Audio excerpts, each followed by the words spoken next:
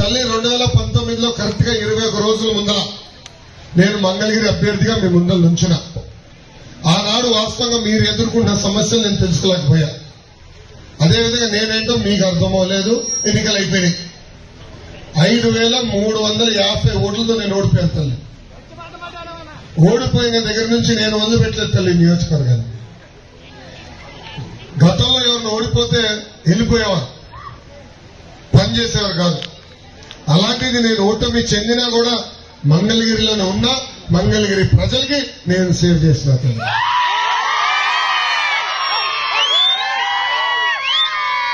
ఈ రోజు ఈ సభాముఖంగా కరకట కమలాసన్ గారికి సూటిగా ప్రశ్న వస్తుంది. కరకట కమలాసన్ అరే మీకు తెలియలేదా? అక్కడ చెప్పండి. అరే నువ్వు ఆగబ్బా, పెద్దమ్మకి తెలియదంట చెప్పని.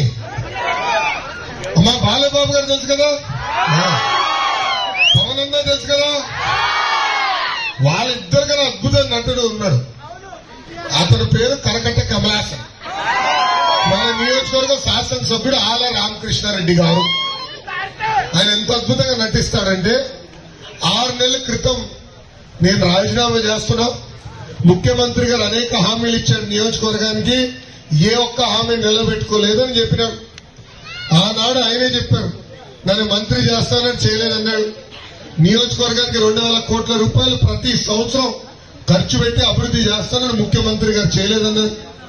ప్రజలు అనేక ఇబ్బందులు ఎదుర్కొంటున్నారు, బాధల్లో ఉన్నారు. వాళ్ళ సమస్యలు నేను పరిష్కరించలేకపోతున్నానని ఇంకా వద్దు నాకు రాజకీయాలని రాజీనామా చేసి షర్మిల గారి ఎన్నికల పరిగెత్తుకుంటూ వెళ్ళాను. తర్వాత 2 నెలలు ఏమైందో నాకు తెలియదు. ఏం మాటలు కుదిరినా నాకు తెలియదు. మళ్ళీ సడన్ గా ముఖ్యమంత్రి గారి ఇంటి ముందర కంప్లీట్ చేయడం కరకట్ట కమలాసన్. పక్కన కట్ చేస్తే సీను ముఖ్యమంత్రి గారు కండ వేస్తున్నారు. ఇంత అద్భుతంగా నట్టుడు. ఇలా ఎన్నో నటులు చేస్తాడు. రేపు వస్తాడు మన క్యారేజ్ పట్టుకుని పొలంలోకి వస్తాడు. మళ్ళీ అదేదో క్యారేజ్ నిలిచినట్టు ఒక యాక్టింగ్, మళ్ళీ ఇంకొక యాక్టింగ్, ఇంత అద్భుతమైన నటన మొదలు పెడతాను. తల్లి నటన నాకు తెలుస్తాను. ముందున్నట్టుగా చెప్తా, చేయగలిగితే చేస్తానంట, చేయలేకపోతే క్షమించండి నేను చేయలేనండి చెప్తా. అమ్మా నేను ఓడిపోయిన తర్వాత కూడా కేఆర్ కొండూరుకి ఆరోగ్య రథాలు పంపించాను. మీకు ఉచితంగా అనారోగ్యంతో ఇబ్బంది పడుతుంటే,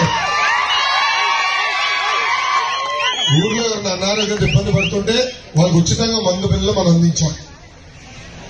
నిరుపేద కుటుంబాలను ఆదుకునే దానికి, స్వయం ఉపాధి కల్పించడానికి ట్రైనింగ్ ఇచ్చి కుట్టు మెషిన్ కూడా అందజేశాం.